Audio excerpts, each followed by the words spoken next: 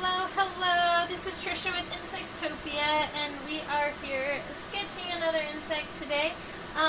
This is a Pronotal-lined blister beetle. This specimen I actually collected in Clinton, Oklahoma in 2010. So this specimen is already 15 years old, which makes it pretty nifty. Admittedly, I thought that this was, until I pulled this specimen out of my collection today, I thought that this was an ash gray blister beetle.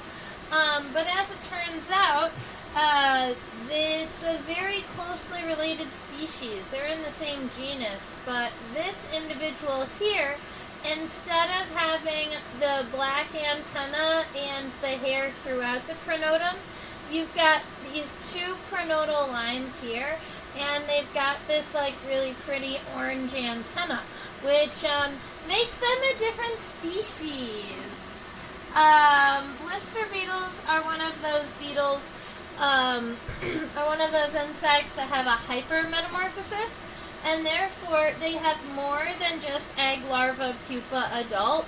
Instead of having those 4 life stages, they actually have 5. They have an egg. Their first larval instar is called a triungulin, spelled like this. Their first instar beetle grub is called a triungulin, and it's an active and mobile individual. If I was going to sketch what they look like really quick, it would kind of look like this. They've got kind of this flat, narrow head, kind of an elongate thoracic region here with really long legs. And then they've got kind of a wider abdomen, and they generally are going to have kind of 2 tails. And they are itty-bitty, teeny-tiny. And their goal as a triungulin is to climb up flowers and go and wait at the top of the flowers. Sometimes they're even going to release the pheromones, mating pheromones of different species of bees. So that generally bees that are like either honeybees or bumblebees, bees that are colonial. Anyway, so they're going to jump onto a bee, and they're going to take a trip all the way back to the hive, where they molt, and they're no longer this mobile triungulin larva. They become a grub-like larva, where they've got a really big head and a wide C-shaped body. And that's why we say that these insects have hypermetamorphosis. They actually have 2 different larval stages, with the triungulin and the grub. So that's that. It's very well named, thank you. Alright, so Pronotal-lined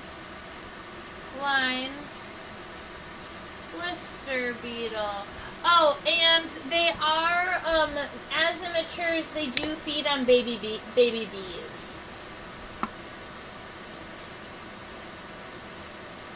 That's why they go back to the colony. They do also feed on like the honey resources and sometimes the wax, but they're using the immature bees as their protein source for growth. Blister beetle. Alright, the Pronotal-lined blister beetle is in the species Epicauta albida.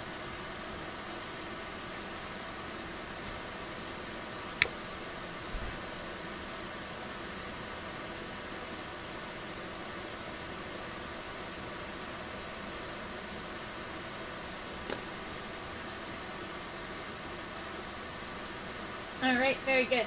So, we've got the common name, we have the scientific name. I did start us off with a little bit of information about this.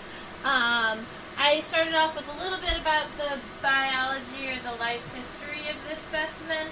But I do want to make sure we get some kind of measurement here. Now, I do want to show you the specimen is too large to get underneath the microscope all at one time, but I think I should be able to get, maybe I can get the entirety of the elytra. Yes. So I should be able to get the elytra entirely underneath our screen, and so I'm going to do the measurement of the head and the pronotum and then the elytra, and we'll just go ahead and add those up.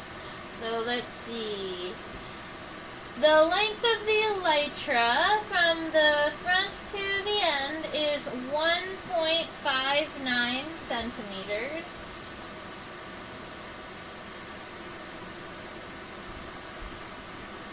And then the length of the head and the pronotum is 0.53.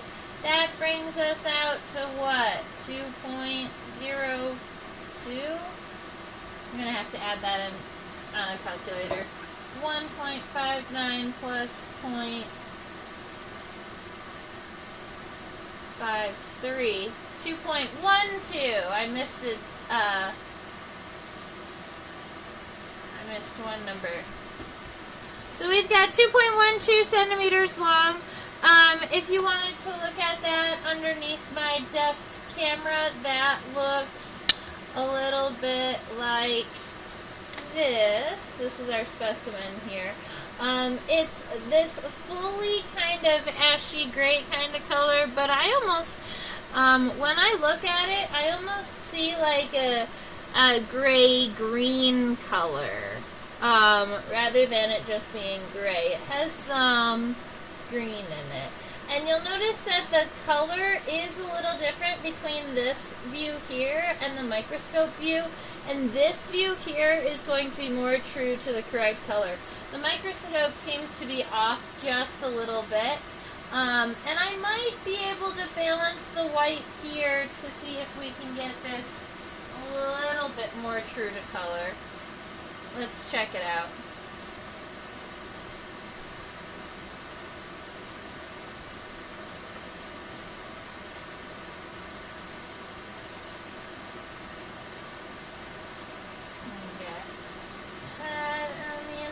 All sorted.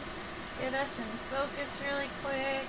I love the texture of the CD on the body, or all of those individual hairs.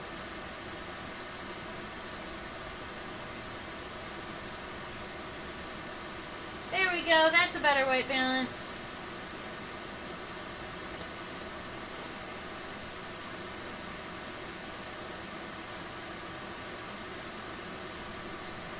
Is this life history similar across all blister beetles? It's very unusual to go from a more mobile stage to a grub shape, isn't it? Yeah, it is it's very uncommon to go through hypermetamorphosis and have two different larval forms, going from very mobile to a grub-shaped immature stage. So it's not something that we see very commonly, but it is something that is common across all blister beetles. So everybody in this family, all blister beetles are going to be hypermetamorphic. And blister beetles are in the family Meloidae. The only other insect that comes right off the top of my head that is a hypermetamorphic insect are scorpion flies. Mantis flies. They're mantis flies, I believe.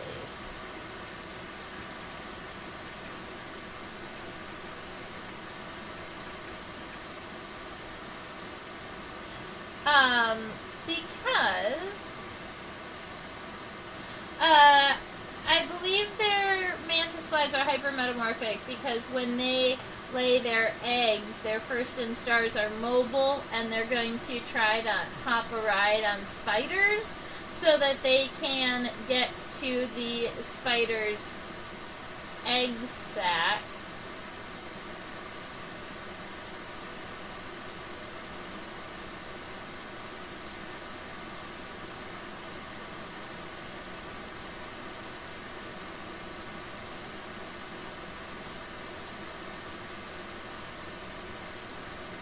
So I'm not sure if my live stream just turned off, but I am trying to come back if it has turned off. I'm sorry if I just left. My computer decided to shut the screen, so I hope that I am all back and all good. Alrighty, so that gives us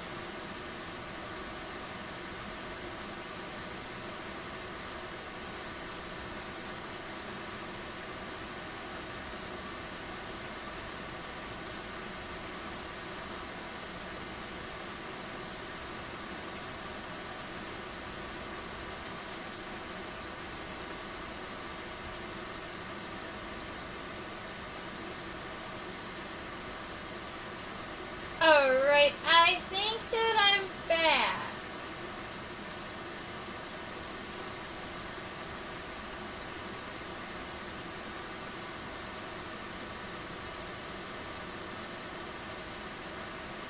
I'm going to wait for confirmation really quick from Susan or Robin that I am back. Bag says I'm back. Fabulous. Awesome. Thank you so much. Yay. Alright, so sometimes technology likes to give us a little bit of trickiness, but we've got it all sorted out. So, yep, that's meloids, and I think I got cut off when I was talking about scorpion flies. I kept saying scorpion flies. Mantis flies. Mantis flies, as it matures, have one active larval instar that jump a ride on spiders, and if they end up on a male spider, they switch over to the female during the mating process, and then while they're on the female spider, they wait for her to lay her egg sac, and they crawl off of her body and into the eggs, and then the little immature mantis fly turns into a grub-like form because it no longer has to be active, it's already in the egg sac. And then it spends all of its time eating spider eggs. So that's the only other group of insects that I can think of that are hypermetamorphic, like blister beetles are. Fabulous. So we've got a total length, which is 2.12 centimeters. I think that it's just about time to get some sketching in. From the top of the head here, there isn't a lot visible. Admittedly, when I see this shape, I still see a D-shaped head, even though it's got this really strong upward curve. But if you look at right here to here, you can draw a line that goes straight across. So I'm going to start off with this line here, and then when I zoom in, I'll be able to kind of modify and change that line. But you know me, I like to start with very basic shapes. So I'm going to start with a little horizontal line here. And I did say D-shaped, but instead, I think I'm going to draw some parentheses on either side. That's going to create that really nice width of the head that you're seeing. And then right off of the top of the head, we're just going to go ahead and kind of straighten it, flatten it out like that. I think that mine ended up just a little bit too wide, so I'm going to narrow it really quick. Kind of like that. Happy with that shape. So that's going to be our head. Now, if we are moving next down the head, we are looking at the pronotum. This is the first segment of the top section of the thorax. That's this guy right here, and it has two lines on it. Those two lines are not made by hairs, they're actually made with a lack of hairs. The coloration that you see on the beetle is all due to the thick layer of hair that it has.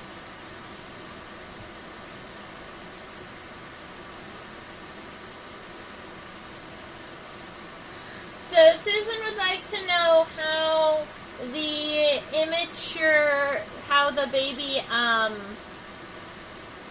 mantis flies hop a ride on their back without being eaten by the spider, and the way that they do that is by being itty bitty teeny tiny. They're so small that the spider does not even consider them a viable food source. They're just an annoyance on their back. Alright, so we've got this pronotum coming down here. I imagine this pronotum almost being kind of bell-shaped like this. All blister beetles are going to be feeding on immature Hymenopteran, I believe. So you're going to be going bees, wasps, and ants, but depending on the species of blister beetle, you're going to have different hosts. I can't think...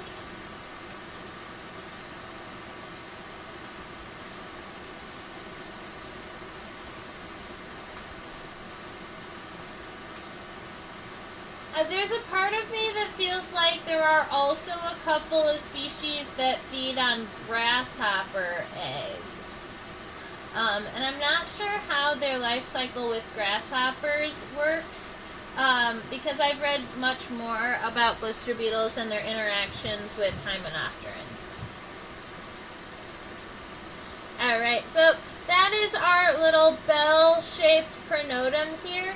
Now, one of the defining characteristics of blister beetles are one of those things that when I see a blister beetle, I kind of like, I'm working through, you know, a checklist of insects or of beetles that I'm aware of. And one of the things on my blister beetle checklist is whether or not the humeral angles, or the angles right here on the edge of the elytra, they are wider than the pronotum. So essentially, blister beetles look like they're wearing these little shoulder pads. They've got a wider elytra than they do pronotum. And a lot of times the head is wider than the pronotum too, so the pronotum overall is narrowed. And that's one of those characteristics that can help you identify these, especially when you're down to like the handful of beetles that all are in this same super family, because I believe blister beetles are in the same kind of super family as, like, I think they're in the same as soldier beetles and fireflies. Because they still have those elytra that are really, really soft, rather than a hard elytra like a ladybug or a dung beetle.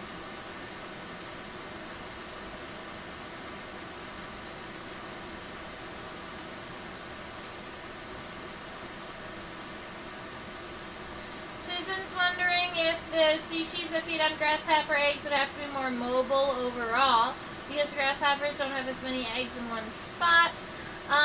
That is a true, the true case, that the grasshoppers don't have as many eggs in one spot as like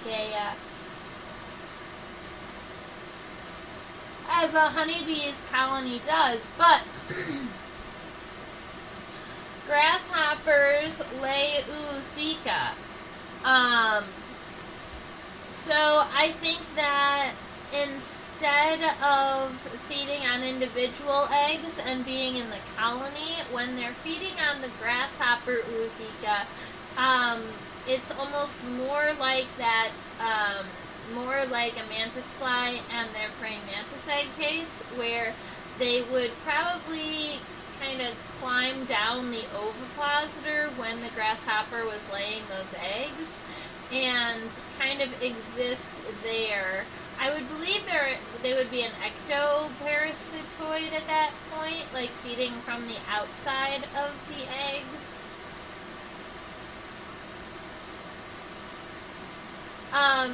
But yeah, grasshoppers are generally going to have egg cases, just like a praying mantis would have an egg case. And I wonder if they just don't need to eat as many eggs. Or if maybe they only have one immature per grasshopper egg case.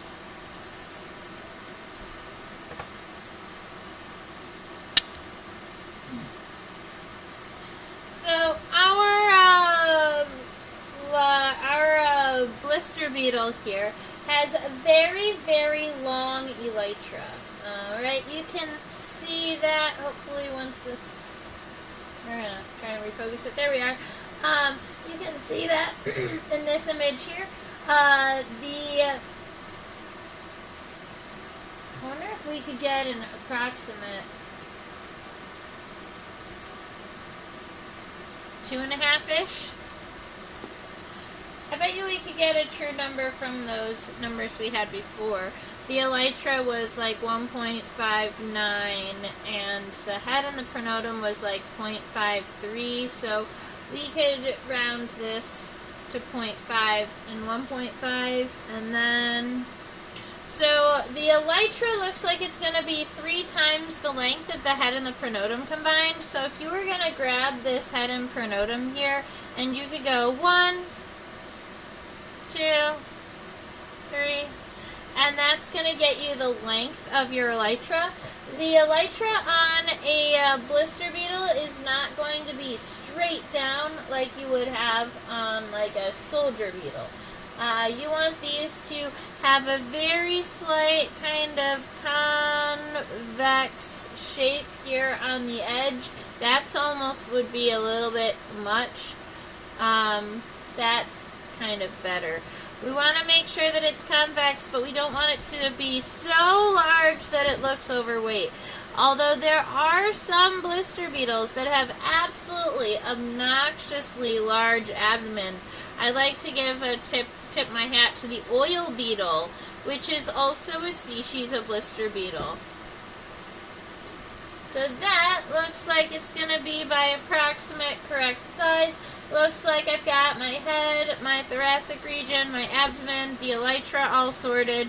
So we might as well start zooming in and then look at some characteristics in the head. Susan says, ooh, could it live in the Eutheca for protection? I believe it probably could. I think that it's possible that they could live in the Eutheca underground for protection.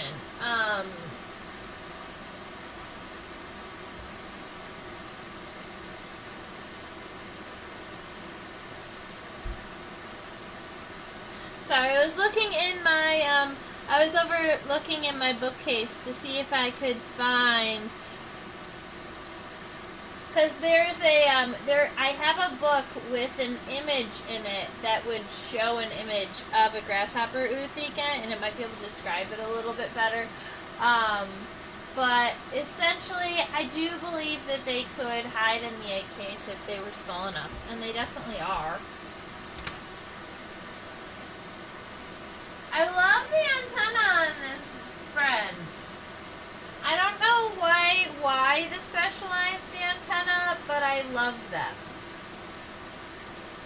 I mean, look at that crazy scape.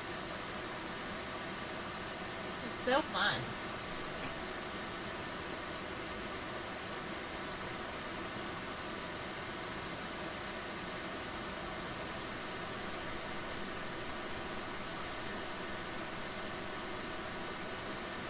Alright, so I want to start our sketch out with giving these with sketching in the compound eyes, and then making sure that we have the head shape all sorted, and then we'll move forward. So way up here in the front, we've got compound eyes. From a completely dorsal point of view, the eyes are not super extraordinarily visible.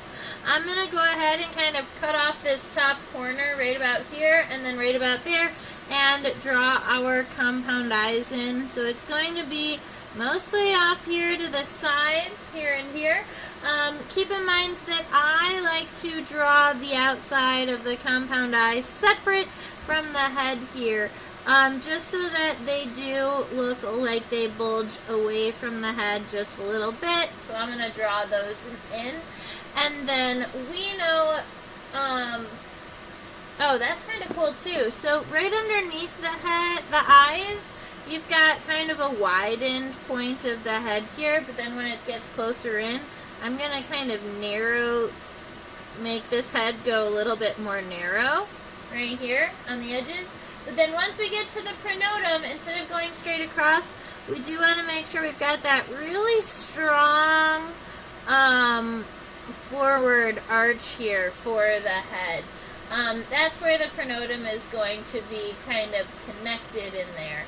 Then right off the top of the head, I do want to create almost like a little shelf here. I don't want to just draw a line straight across, because I know that there's like a tiny little shelf here that the compound eyes, or that the antenna are connected to. So I wanted to make sure I give it at least a little bit of a shelf to connect the antenna. Then once I get all of that sorted and I'm nice and happy with it, I can go ahead and get some ink on it. I also can crosshatch within the compound eyes to make sure that our compound eyes have lots of little individual lenses.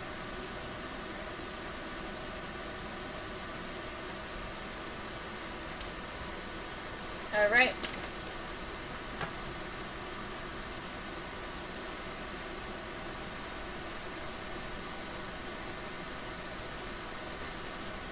Susan would like to know where I actually collected this specimen, and this specimen was collected in Clinton County, Oklahoma in 2010.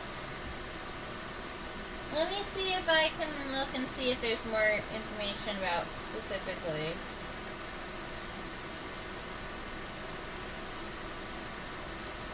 Nope. Clinton, Oklahoma, Custer County.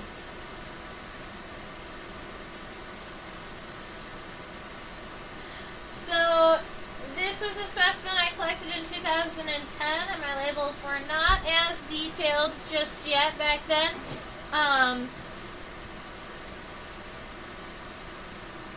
I believe it came to a gas station light at night, though.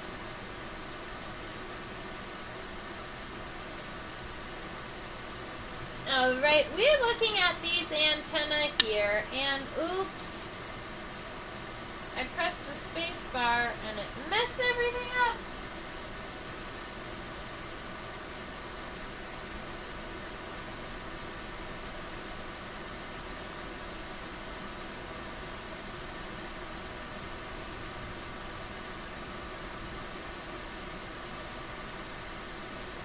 Alright, so we're looking here at the antenna. Keep in mind we have some words for the antenna: the scape, the pedicel, and the flagellum. The scape is going to be the first segment of the antenna, and in this case the scape is wonky. And then the pedicel is that second segment. You start the flagellum at the third segment, and every single one of those segments that are afterwards are part of the flagellum.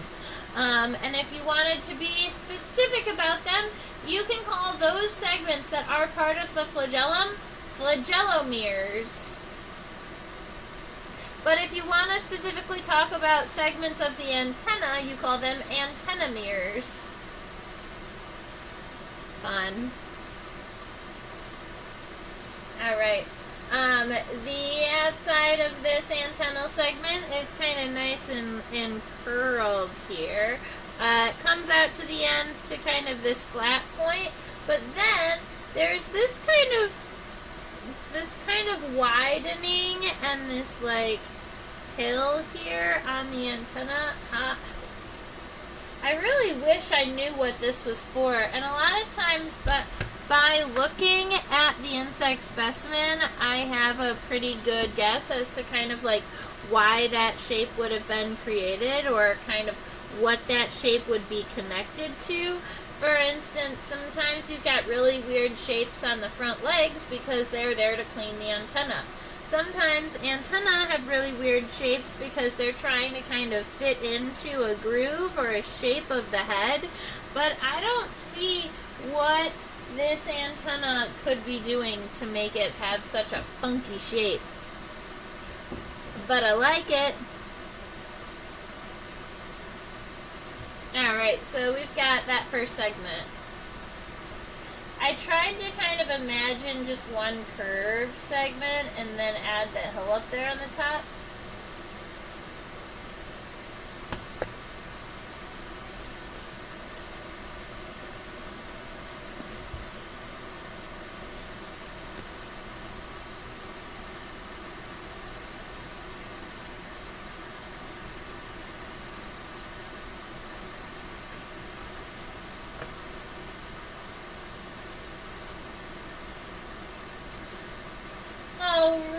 Susan was curious about, Susan was curious more about their adult life, and as adults, these blister beetles are going to feed on things like nectar and sap and flowers.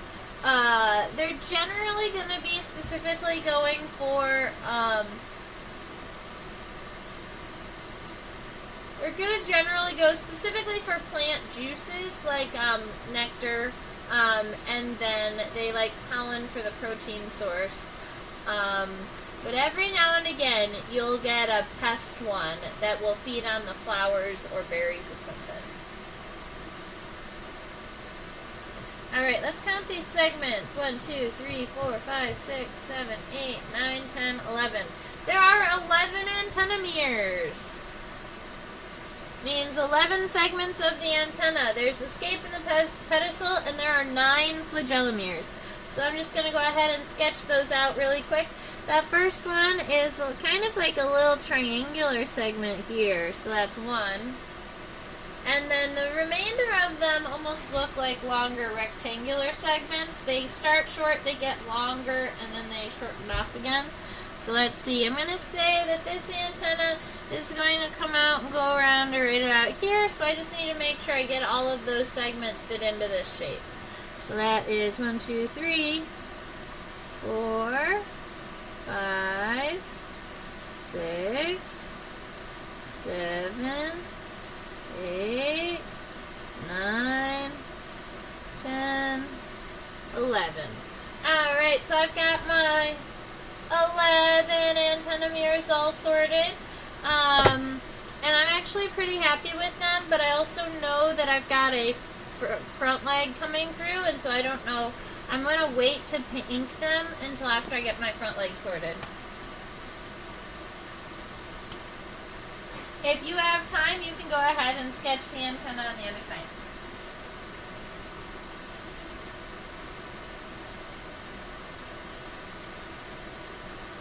Just because I know that everybody likes to see insects head on.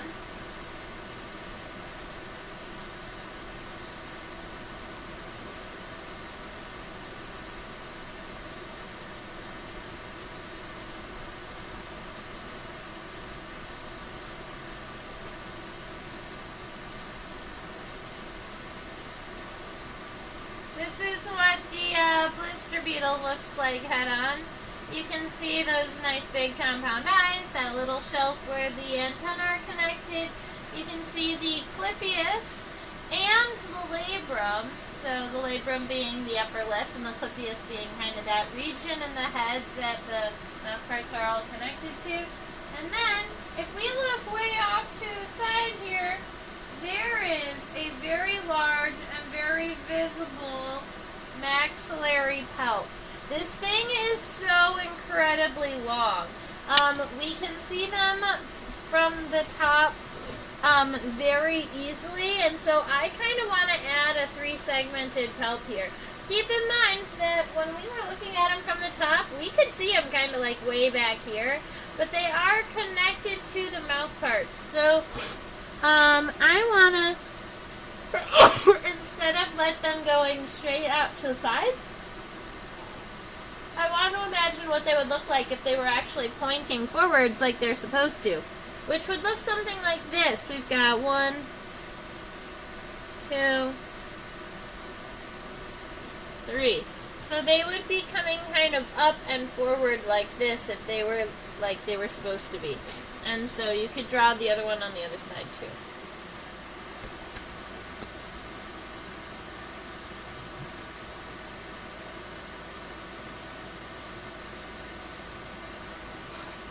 Blister beetles are well known for producing a chemical called cantharidin. That's spelled like this.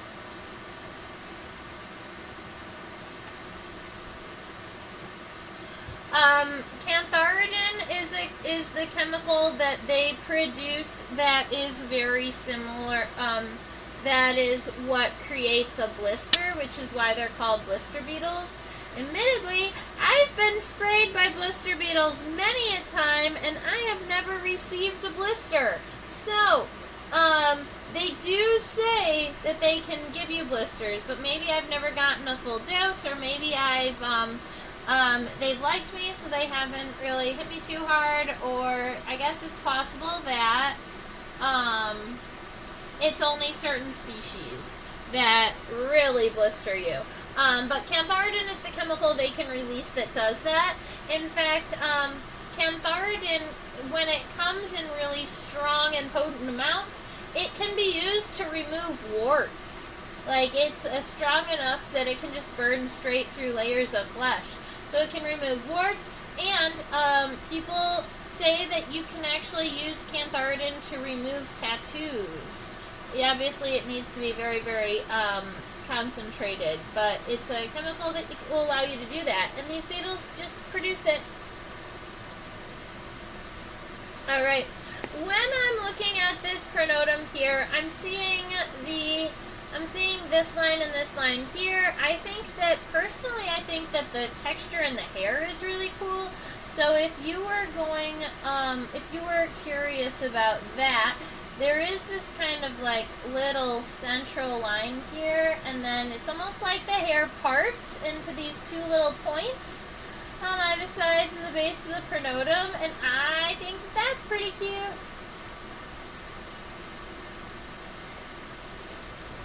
So here we are. I'm going to make sure that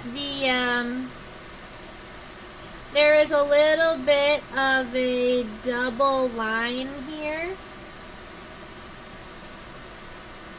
up at the top of the pronotum, and I'm going to make sure that instead of it being so even off of the left and the right side, I'm going to make it kind of narrow in the beginning and kind of wide like this, and then flatten out. That'll give that shape, make that shape a little bit more true.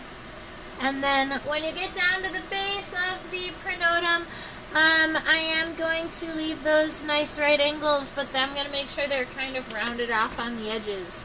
So if I was going to kind of go over that in ink, it would look something like this, and then I have the double line up on top.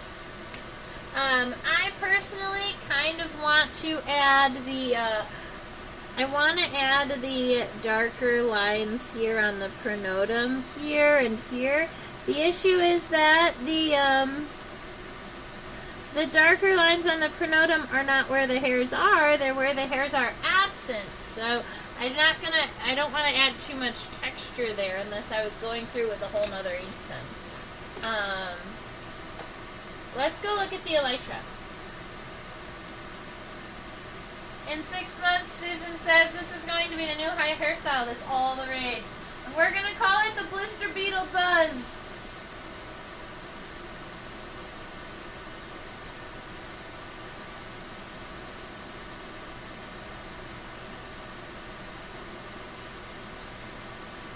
I was pretty happy with that joke, guys.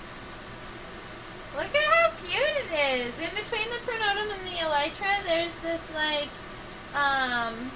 succinct line of hair there. It's kind of cute. Alright, we can see the scutellum from this image. We can also see the elytra. So the scutellum here is going to be this little itty bitty triangular bit. This guy right there, that's the scutellum. It exists in between the elytra, and it is on the top of what we would consider the mesonotum, or the first segment of the thorax. I'm going to use a pen up here and erase any of my sketchy lines, clean it up a little bit, make sure I know where I'm going. Alright. And then, because we've got that kind of double hairline here, I kind of want to add another double line right here underneath the pronotum. So we still want these shoulders here, and I was pretty happy with the shoulders that I had originally drawn. I just want to make sure that I also have that nice kind of double line here that's going to kind of separate that. And then I'm going to add the scutellum underneath it, which is a nice thin narrow triangle here, just like that. Although I'm a little bit off center to the left, so I'm going to pull it back to the right a little bit.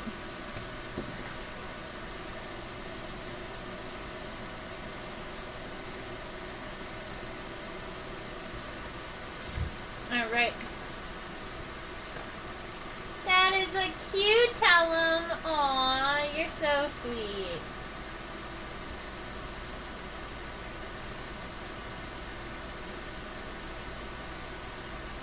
Alright, so a couple of things that I noticed when I'm looking at elytra, things that I want you all to be kind of eyeballing as you are looking at elytra. As you're going outside, you're looking at them. There's a couple of different characteristics that are going to make elytra significantly different than one another. Those are the humeral angles, or the shoulders up here. We already talked about those guys in great detail. We talked about the edge of the elytra, whether or not these elytra on the edges are parallel to one another, or if they have a slight arch externally. And then, when we get to the very end of the elytra, sometimes we've got elytra that don't meet evenly at the base. Alright, you can see that this is slightly open because they passed, but what I'm specifically showing is that the tips of the elytra, the tips of the elytra here, they do separate and they come to their own unique points at the end. So instead of coming together like this, like we had originally sketched, I want to make sure that's not getting too wild. Alright, instead of just coming together like this, like we originally sketched, we can still have that elytra going straight down the center, with the exception that now when we get to the very end, this is going to kind of split into a Y, and the elytra are going to come down to their own separate unique points. And admittedly, this happens so far at the very, very end of the elytra. You might want to actually wait it out a little bit more. It's got to be very, very narrow. This only happens at the very, very end of the elytra, and therefore there is no abdominal segments that we have to worry about, which is going to be the other characteristic you look at with elytra. It's the shoulders, edges, how the elytra end, and can I see segments of the abdomen past the elytra? Those are our questions when we're looking at it. Now, I'm actually pretty happy now with my overall shape here, so I'm going to come back in and kind of drop some of this, drop some ink.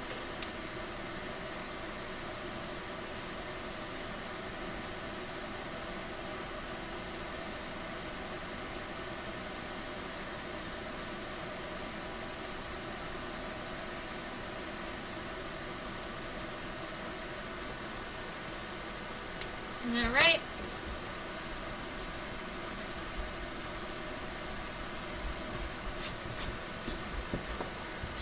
We have elytra. Like, we have liftoff.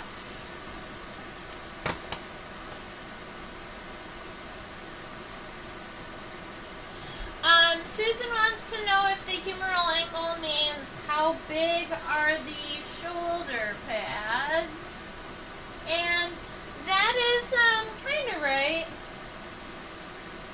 There's a lot of stuff that we look at with the humeral angle, but there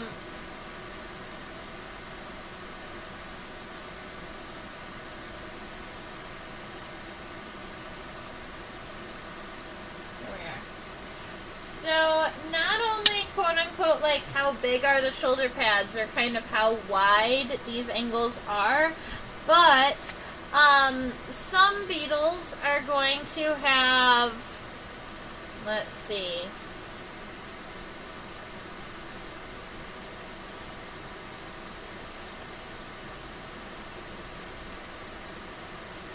tricky.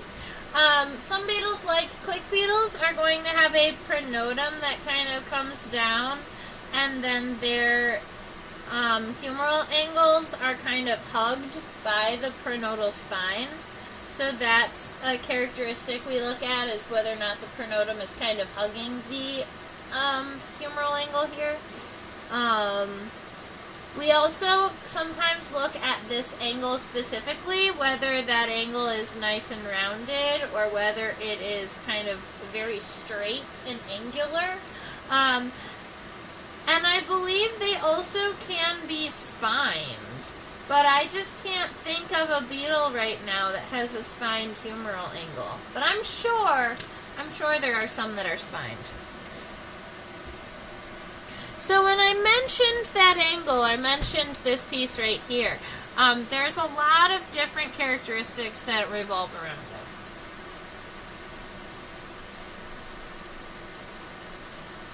Oh! Yeah, that's funny. Okay, I get it. Susan was making a joke and helping as a mnemonic to help her remember it. You know, so another thing that you can use to remember it is because it is the humeral angle. It's at the humerus, which is our funny bone, ladies and gentlemen. So the humeral angle is the funny bone.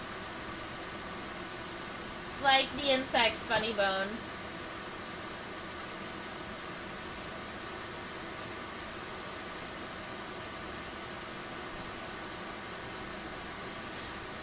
Yes, there are some hemipterans, some stink bugs that are going to have a pointed humeral angle for sure. There are some also that have pronotal spines too.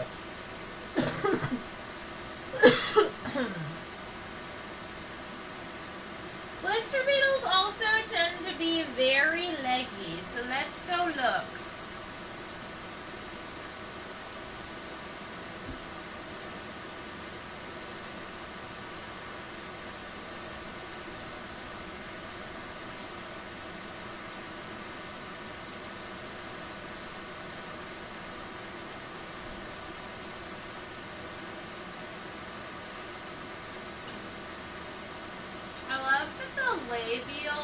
The maxillary palps are just so large and in charge. Every time I see them, I'm like, oh my goodness, they're half the size of the face. I don't think I drew mine big enough because I'm not used to seeing them so incredibly large from the top. So I wanted to make sure we got that all sorted here. Now, this is where our front leg is getting connected. We're going to be adding that femur.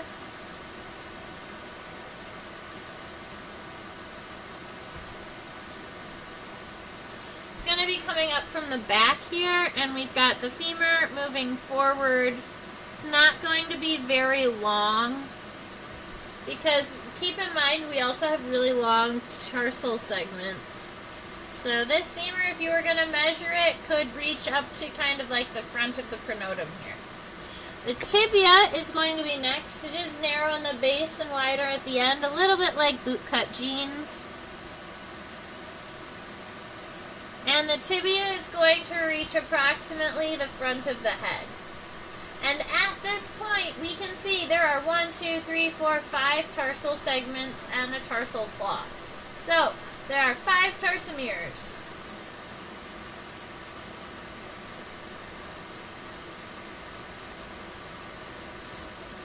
So here we are. We've got one that's nice and long and thin. 1. 2 is going to be triangular and about half of that size. So this is 2. 3 and 4 get smaller a little bit. And then that 5th segment is long and thin, and it has 2 tarsal claws, And funny enough, my leg is going to go just past that antenna, and that's going to be okay because it's actually going to create a little bit of depth in my specimen. So I'm fine with that.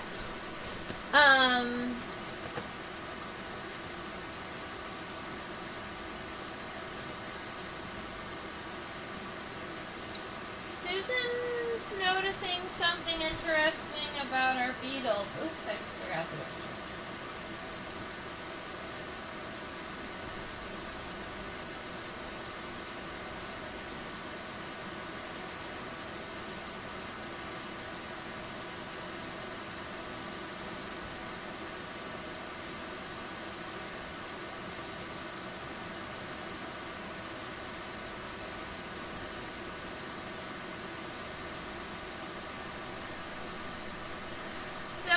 This is more of what would be kind of like an easier view of that region of the body here. The pronotum is going to be this segment here. This guy here that is projecting down, that's the coxa, so that's the hip. This little itty bitty cap right here, it's kind of like a kneecap but exists in between the hip and the femur, that's the trochanter. This segment here is the first segment we drew because on the top, from a top perspective, the coxa and the trochanter are underneath. So we can only see the femur, the tibia, and the tarsal segments coming out.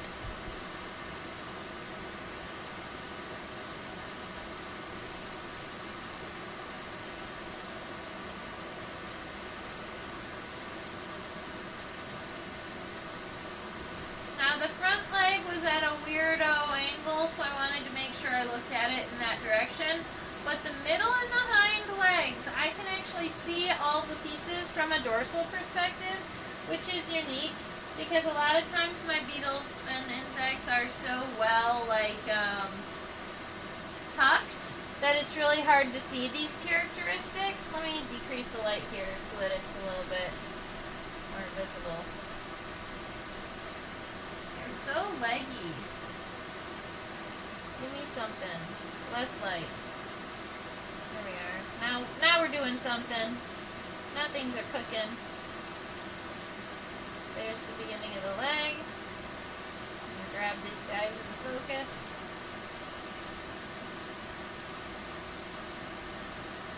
Keep in mind that the leg is kind of moving away from us, so we're not going to be able to get the femur and the tarsal segments in focus at one time.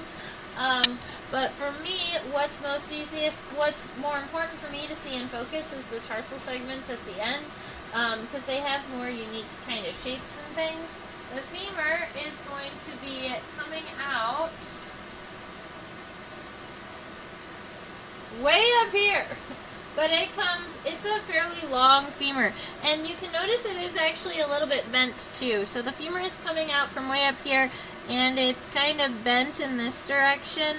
I like to bend the outside, make sure the outside is really nicely arched, but the inside, I want to just make sure that it's giving us kind of some width of that leg. So that's the femur. Now that's coming down, and then the tibia, actually I want the femur to be angled out just a little bit more.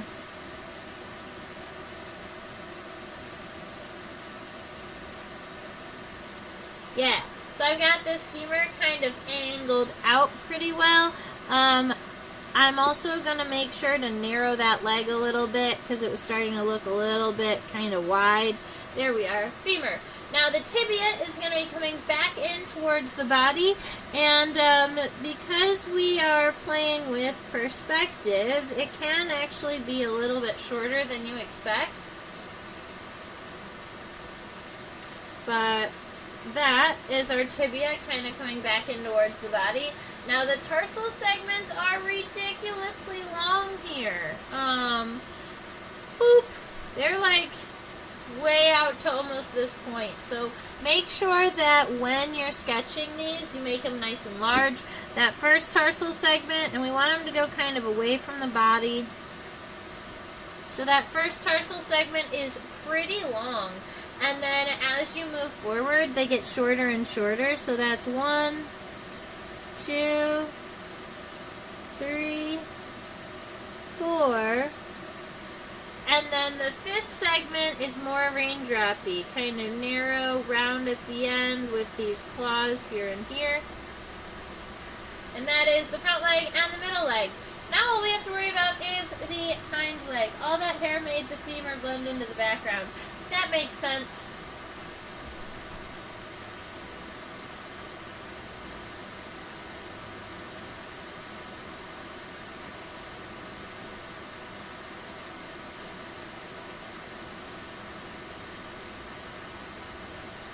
The legs are incredible.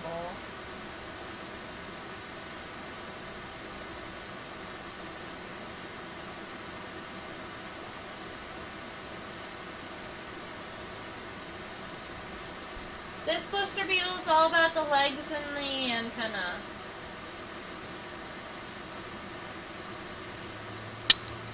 Alright, now we are looking at the hind leg. Keep in mind that the hind leg is going to be connected.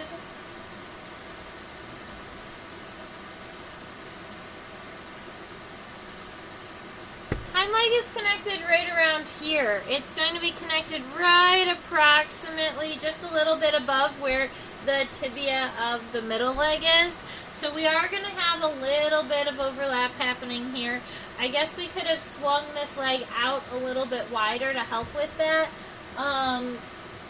But alas, this is what we're drawing. So with this hind leg coming out right around here, I do want to just make sure that that kind of comes out. And it's mostly going to be the femur right here that's interacting with this leg. It is angled just like our middle leg here, but it does stay really nice and narrow. So I want to challenge you to make sure that even though this leg is going behind the middle leg, that this leg does stay, that it stays nice and narrow underneath it. So that's that femur. The tibia is coming back, just boot cut like, but it's going to end right about at the end of that, at the elytra here.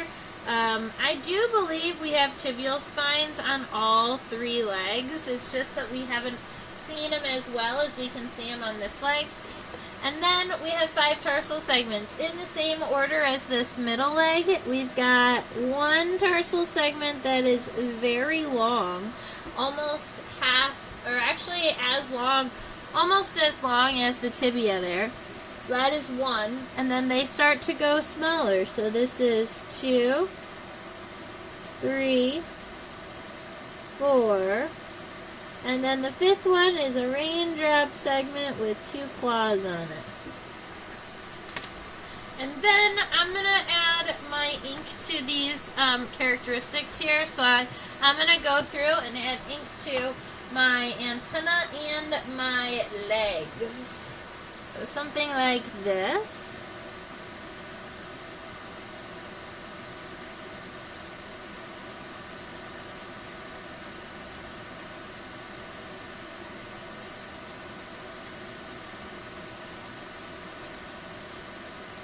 Keep in mind that when I'm doing antenna segments, I do them individually so that you get that segmented kind of appearance. You don't end up with them kind of running into one another as much.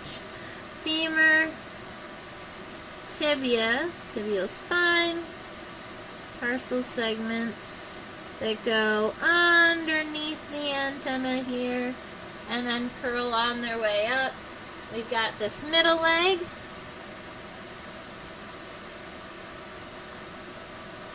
I think that in the past, I've had a challenge drawing the very, very leggy blister beetles. They tended to end up looking like tiger beetles. And I am actually very happy with the way this beetle looks here today.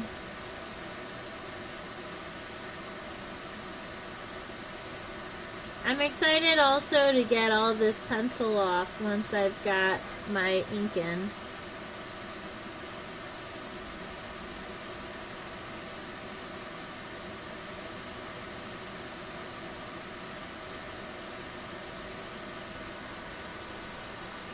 Alright, so now that that is all sorted, I'm going to go ahead and erase this pencil. Make sure I got it all. Oh, I didn't do the maxillary pulp.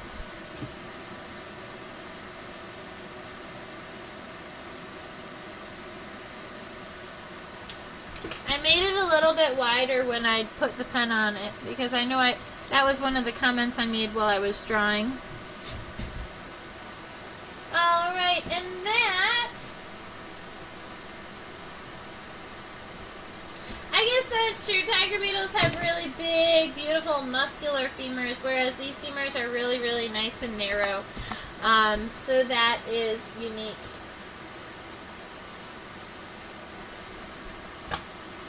Alright, does anyone have anything that they would still like to see on the specimen of the under the microscope? Anything that they are curious about?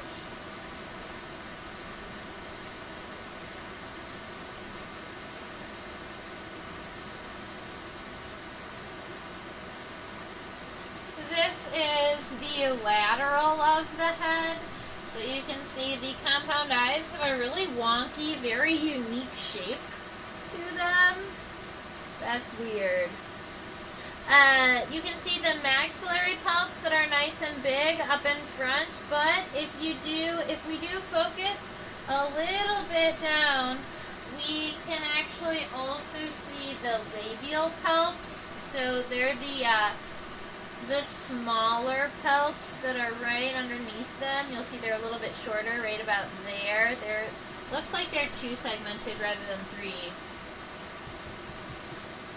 Susan would like an underside view and a front side view, so we will make sure that that happens.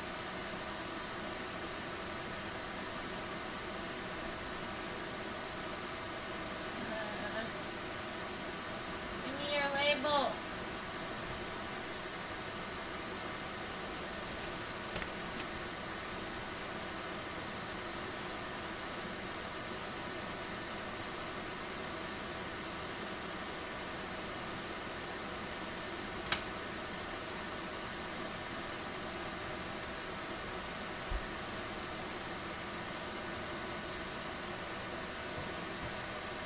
I don't have my good pair of forceps here in the moment. I don't know where they went off to. And I normally use forceps to take the labels off because if they angle and they jump up and they hit the specimen, the label can break it. Aha! Got it. Alright.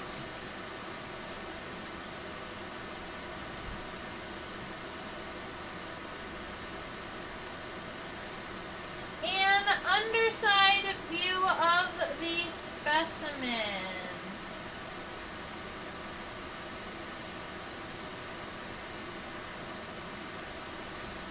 The procoxy, so the coxy on the front legs are nice and connected.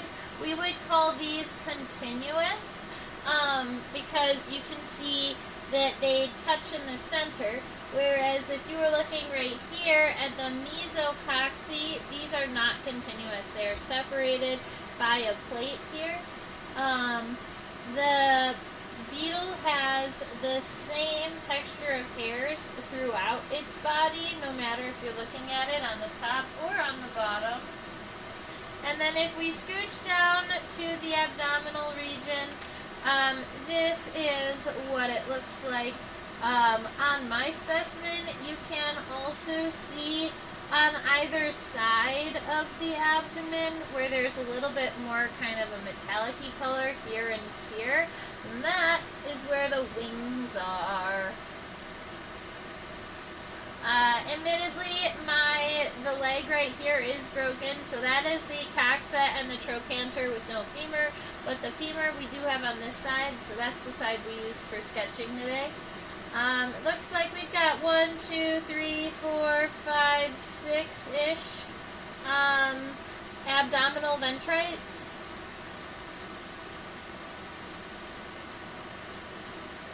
Looks like 6. Oh, and then the front side.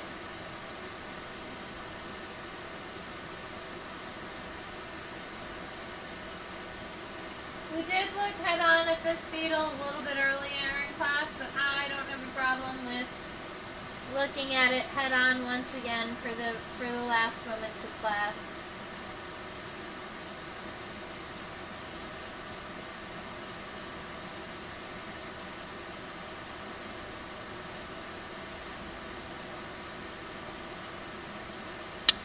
Cool.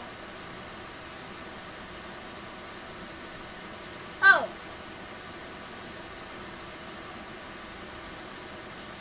Yes. I can help you all out. Sorry, I got distracted by the beetle and I wasn't seeing all of the comments. Could I zoom in on the mouth parts? Yes. What we are looking at here from the top is this piece right here is called the clypeus, and then you can also see the labrum, which is this piece down here.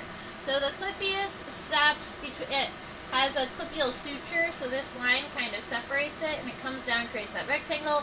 This that almost looks like it could be two lobes here, that's the upper lip.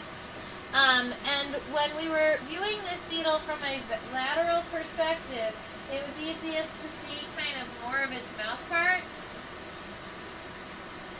Because when we are looking at this from the side, now we can not only see the labrum, which was this guy on the top, but this triangle piece here, that's the mandible. There's hair even on the side, like the outside side of the mandible. This would be connected to the maxilla underneath, and then these right here are connected to the labium.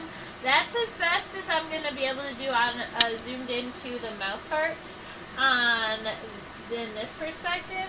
But I bet you if we flip this beetle upside down, we could probably see even more of the mouth parts. Let's check.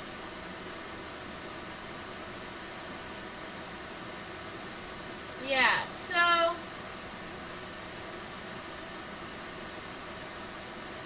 you can see most of the mouth part sandwich here. I consider the mouth part sandwich the labrum, the mandibles, the maxillary, and then the labium. So this, oops, it's even too big to do it that way. I gotta shrink it. That's the mouth part sandwich. And so this guy here, that's the labrum. It looks like the shiny parts here and here, those are the tips of the mandibles, but they are going to run wide. The maxillary is going to be right underneath, so you can almost see this little orange guy here. That's going to be probably a likely part of the maxillary. But this segment and this segment come directly off of it. And then there's the labium underneath.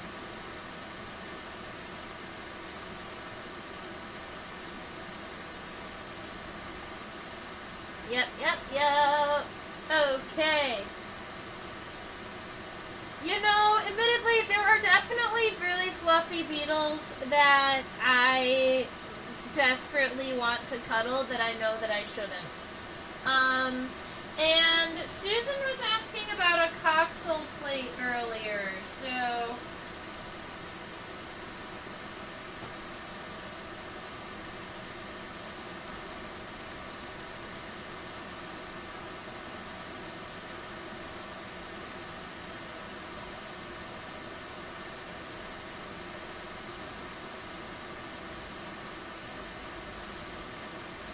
here we are. This is the coxal plate. Yes. We would call it the metacoxal plate, or just the coxal plate. Meta just is what we would add because it is on the hind leg.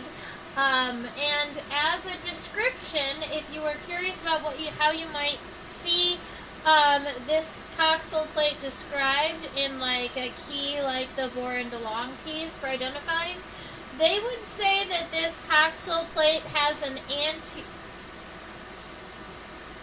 a posterior edge.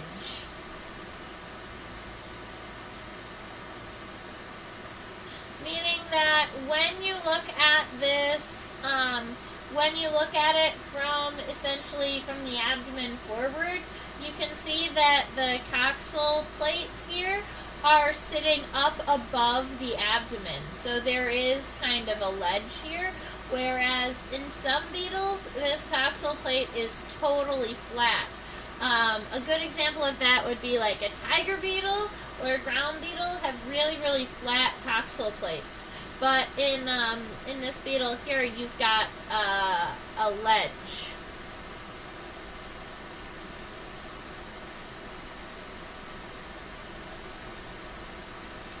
Alright, I think that answers all of the questions. Susan Knight would like to comment on the fact that it has a good mustache. I agree. I do love that about this beetle. Alright, it looks like we are getting, we're getting done, all finished up. I do love drawing a good, blister beetle. I have a lot of blister beetles in my collection. Probably too many? No, it's not too many. I just got a lot of them. Honestly, I love collecting blister beetles. They have really beautiful color patterns, and something about them calls to me. So, I will likely continue to keep collecting blister beetles. Plus, now I know there are so many more species of Epicauta than I realized. This is Epicauta albida, and I thought that I already had the specimens that I saw in Arizona. But I think that the ones in Arizona don't have these pronotal-lines. So I'm going to have to check, and if there are new species that I've been seeing and not collecting, it's going to make me a tiny bit sad. But admittedly, I think I've done that before in the past. Like, I would skip collecting things because I thought that I already had that specimen, and then days or weeks later, I would look back and realize that it was a different species, and I just wasn't seeing the different characteristics. So it's one of those things, it's like, even with a super trained eye to see all of the little intricacies, if you're not told what exactly you're looking for, that's something that you could easily miss. I could have just assumed that those two little black lines on the pronotum were from me collecting it, or from me accidentally wiping the hairs off, and not actually a characteristic to identify a whole brand new species. Just saying. Alright, so that is all about blister beetles. I do have a whiteboard video about blister beetles too, although it's a pretty old one, so I don't even know what it sounds like anymore. Yay! Alright, so that is all about him. I'm going to switch over to my closer. If you have, so let's do the whole circle. Over there is my, is a little ad for OutSchool. Admittedly, I teach on OutSchool for ages 5 to 8, 9 to 12, 13 to 18, so generally kid-age students. If you are not on OutSchool and you would like to be, there's a little link, or there's a link and a code in the description box below that'll get you $20 of free classes. That's actually 1 or 2 classes for free with me, depending on how old you are. Now, over there is a heads up to make sure you're subscribed to the channel. Make sure you have that little notification bell so you know when I go live. And then right there is a QR code that links directly back to my PayPal. That's just in case you want to drop me a tip, buy me a coffee, do any of those sort of things. It helps keep me afloat. It helps keep me traveling to schools and libraries, and it helps me keep my teaching collection alive and well. Down there is my email address. It is trisha@theinsectopia.com. That is where I get all of my official business things taken care of. And if you want to share art or pictures on there too, you totally can. If you are looking for me in any other social media platform, at Insectopia 2015 on Facebook and Instagram. Yay! You're welcome, Bags. Oh yes, and a special shout out to Susan and Bags and Robin for chit-chatting with me in the chat box. I always love interacting with you. I am so happy that you learned a whole bunch this time, and I look forward to drawing with you next time. I'm not sure what we want to draw next time, so if you were curious, if you have something you would really like to draw or you're curious about seeing, you can go ahead and leave it in the chat, shoot me an email. I can start creating a list of the insects you want to draw together.